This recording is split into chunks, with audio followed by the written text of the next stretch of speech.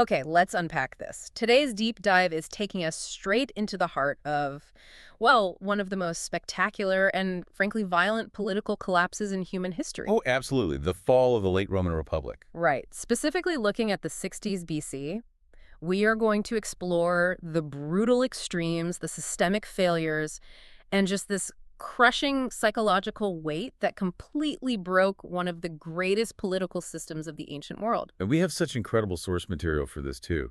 The documentation is staggering. It really is. Our mission today is to focus our lens on three pivotal events from the sources. We're looking at the sullen proscriptions, the massive Mediterranean pirate crisis, and the terrifying Catiline Conspiracy. And we have to look at this not just as a timeline of, dead Romans, but as a full autopsy of a failing state. What's fascinating here is... Actually, if I can jump in. What's fascinating here is the profound sense of temporal dissonance you get when you dig into the historiography. Temporal dissonance. Yeah, it feels almost like a Twilight Zone twist. The individuals celebrated as the ultimate saviors of the Roman state, these great patriots and brilliant generals, were actually its ultimate executioners. Inadvertently. Inadvertently, yes. The dramatic, extra-legal actions they took to save the Republic from immediate destruction became the exact legal precedents that ensured its permanent demise. And the absolute tragedy is that the Romans of the 1st century BC had no idea they were living in the final days of their republic. They were totally blind to it. They really were. And I think that is such a crucial point for you, listening right now, to keep in mind. We have the luxury of 2,000 years of hindsight. They know the ending. Exactly. We know it ends with emperors, with absolute dictators, and the death of their democracy, so it's easy to judge them. But imagine being in their shoes. It's tough to conceptualize. Imagine living in a highly advanced society, capable of coding the future, yet fundamentally blind to the creeping architecture of your own collapse. You're searching for answers to problems that past generations had already solved. Because of the loss of institutional memory. Think about our modern demographic shifts. Think about the World War II generation. Right, that living connection. By early 2025, there were fewer than 66,000 World War II veterans still alive, less than half of 1%. When those people are gone, that societal memory evaporates. The Romans of the 60s BC were suffering from that exact same evaporation. They completely forgot why their rules existed in the first place. So to understand that memory loss, we need to look at what they were forgetting. The Republic's political structure had been this celebrated masterpiece of constitutional engineering. An intricate set of checks and balances. Explicitly designed to prevent one nightmare monarchy. Which is why they had dual consuls. Always two, so they could veto each other. And strict one-year limits on their supreme authority. 1 year and you're done. Even proconsular commands were rigidly restrained by geographic boundaries. It sounds so modern and perfectly democratic, but there was a fatal flaw. A massive one. This brilliantly engineered constitution was totally ill-equipped to manage the logistics and socio-economic scale of the trans-Mediterranean empire they had accidentally conquered. It was a system buckling under its own weight. A constitution built for a single city-state in Italy, suddenly trying to govern from Spain to Asia Minor. The logistics were impossible for a government that rotated its executive branch every 12 months, and the traditionalists refused to adapt. So that rigid constitution effectively became a suicide pact. Exactly. It couldn't handle existential threats, and we see this breaking down so violently.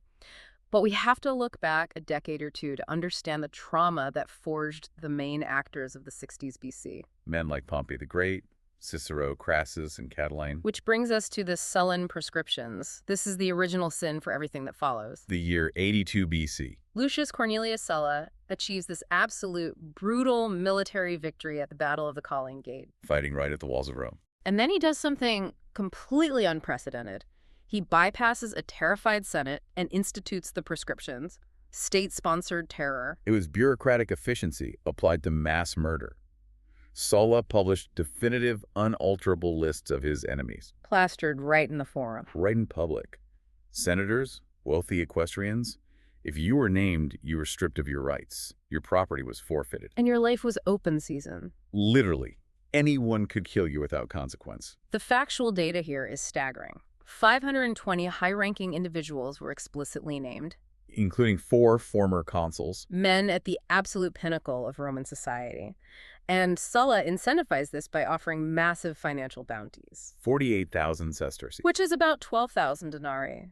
To put that in perspective for you listening, a standard Roman legionary earned maybe 120 denarii a year. So a bounty of 12,000 denarii is roughly 100 years of a soldier's wages. For bringing in a single severed head. It was a lottery win for murder. It turned friends and family into bounty hunters. And if a slave participated, they were rewarded with their freedom. It obliterated the social hierarchy.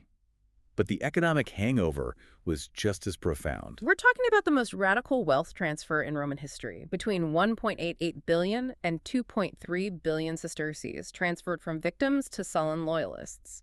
And who profited? Men like Crassus, Pompey, and Catiline.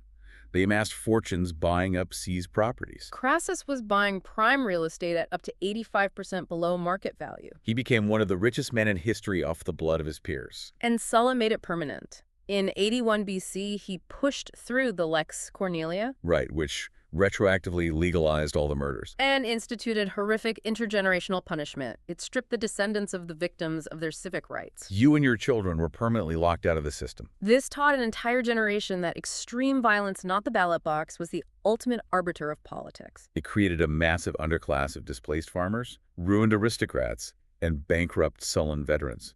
It hollowed out the republic from the inside. The population was completely primed for an autocrat. And while the state fractured internally, it was simultaneously losing control of the Mediterranean Sea. Which brings us to our first systemic crisis of the 60s BC, the piracy. Maritime piracy had metastasized into a transnational syndicate. Because Rome had created a massive geopolitical power vacuum. They dismantled Carthage, they shattered the Seleucid Empire. And Ptolemaic Egypt was waning. Rome knocked out all the naval police, but they were a land power. They had no standing navy. They just hired allied ships on an ad hoc basis. Which allowed the pirates to find this natural, impregnable fortress in Cilicia Trachea in modern Turkey. Perfect geography, complicated coastlines, hidden coves. Blocked off by the massive Taurus Mountains so Roman legions couldn't march in. And those mountains provided timber for fast ships. It's asymmetric warfare. Think of it like a boxing match. The Roman legions are the Mike Tyson of antiquity. Heavyweights, devastating punches. But the pirates were like Muhammad Ali. Decentralized, unparalleled speed, evasion. The data proves how bad this was. You have to look at the Paley analysis of shipwreck aggregations. Right, researchers looked at 50-year periods. And they found a massive exponential spike in lost vessels exclusively between the Battle of Zama in 201 BC and 67 BC. Proving the unprecedented severity of the pirate crisis. So why didn't the Senate act sooner? Because of capitalist complicity. The Roman agrarian economy, these giant latifundia estates, ran entirely on cheap slave labor. And the pirates were the chief purveyors of those slaves. The Senate ignored the threat because it was a highly profitable industry. The slave market at Delos could process 10,000 slaves a day. The Romans needed the pirates to feed their economic machine. Until the pirates started treating their Roman clients with absolute macabre contempt.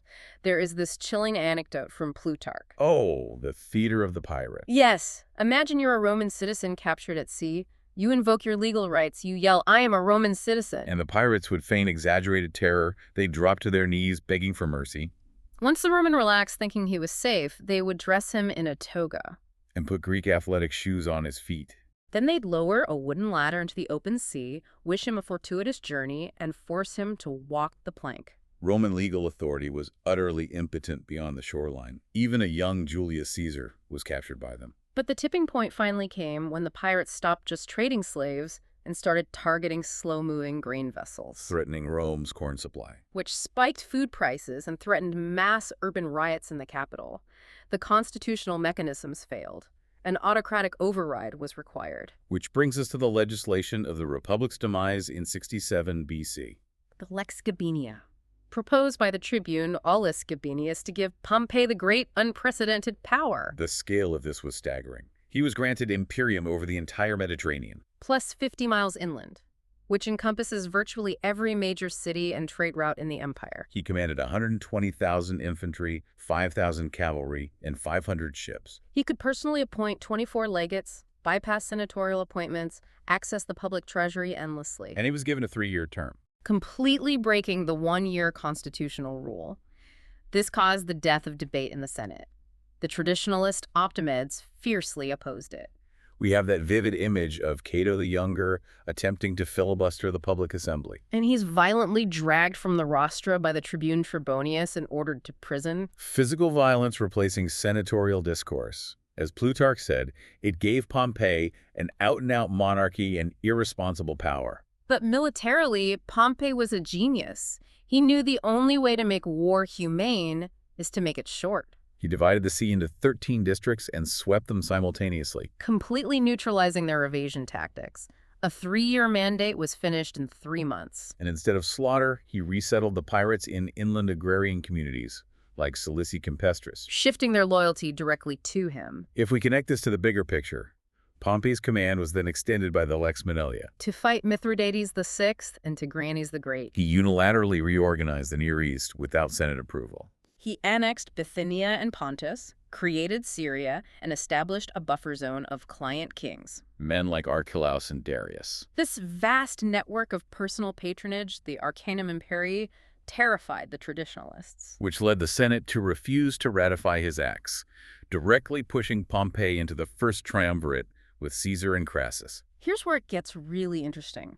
While Pompey is in the east, Rome faces a domestic socio-economic tinderbox in 63 BC. The Catiline Conspiracy. We have to understand the economic crash of 63 BC first. Pompey's victories actually caused it. Right, because his victories brought geopolitical stability. So moneylenders aggressively called in debts in Italy to free up capital for new Eastern investments. It was a sudden, massive credit contraction that caused catastrophic bankruptcies across all classes. Enter Lucius Sergius Catiline, a patrician tracing his lineage back to Aeneas's companion Sergestus, a former Sullan lieutenant who got rich in the prescriptions and lost it all. He was thwarted politically, losing the consulship to the new man Cicero in 64 BC. So he forms this coalition of the damned, disgraced nobles like Lentulus, Sura, and Cethegus. Indebted equestrians, the urban poor and desperately impoverished Sullan veterans furious over the failed Rulin land reform bill. Catiline's platform was terrifying to the elite.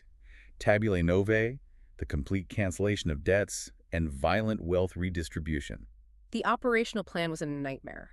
He sent Gaius Manlius to raise an army in Etruria, while urban conspirators planned to assassinate magistrates, commit widespread arson, and slaughter the Senate in the burning city. This created Cicero's ultimate constitutional dilemma.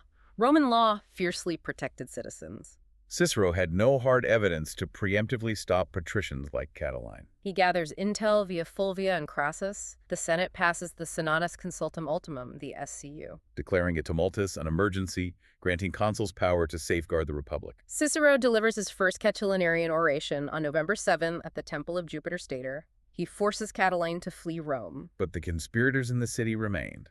Cicero needed a sting operation. Between December 2nd and 5th, he gets it. The conspirators try to recruit the Gallic Allobroges tribe for cavalry. Cicero intercepts their letters with their official seals and signatures. Irrefutable proof. 5 leaders, including the former consul Lentulus, are arrested.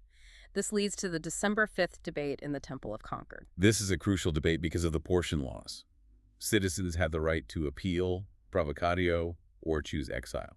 The Senate could not legally condemn a citizen to death, but they debated it anyway. Let's look at the viewpoints impartially. Julius Caesar proposed life imprisonment. He argued it was a dangerous precedent to execute without trial. Though technically, permanent imprisonment was also illegal. Then Cato the Younger demands immediate execution, arguing that security supersedes legality in an active military emergency. And finally, Cicero delivers the 4th oration.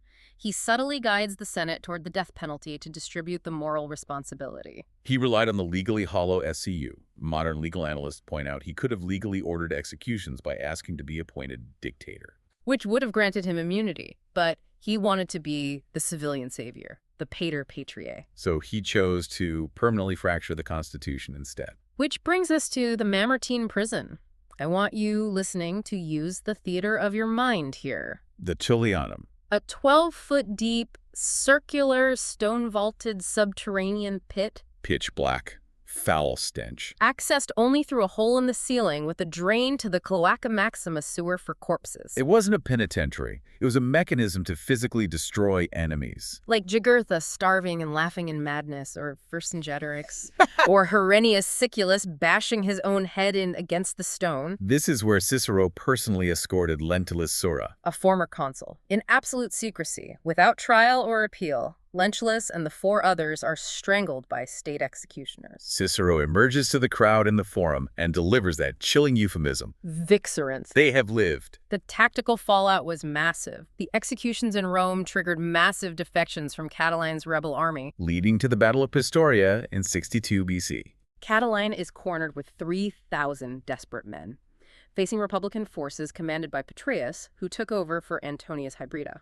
Catiline's forces are utterly annihilated. Catiline dies fighting ferociously at the very front of the lines. So what does this all mean? Exactly. How do we synthesize this collapse? The Republic survived the Pirate Sea and the burning city, but solely by adopting the methods of tyranny. The Lex Gabinia became the legal precedent for Augustus Caesar's absolute empire. Packaged as ancestral tradition, mos maiorum, the Republic learned to love the autocrat, as long as the grain ships sailed. And Cicero saved the physical city from arson, but he burned the Constitution to ash.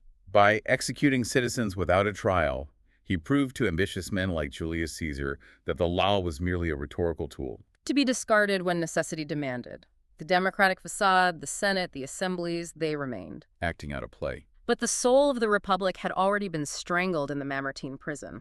What an incredible journey through the 60s BC. Truly profound. Thank you so much for joining us on this deep dive into how legal frameworks are violently bypassed when they can no longer handle socioeconomic realities or security threats.